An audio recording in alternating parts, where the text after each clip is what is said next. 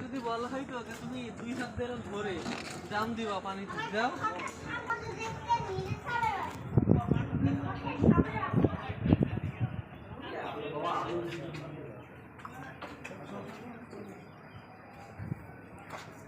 যায় না না ওটা আর একটা জায়গা ওই দিকতে আমরা যাচ্ছিলাম না ওটা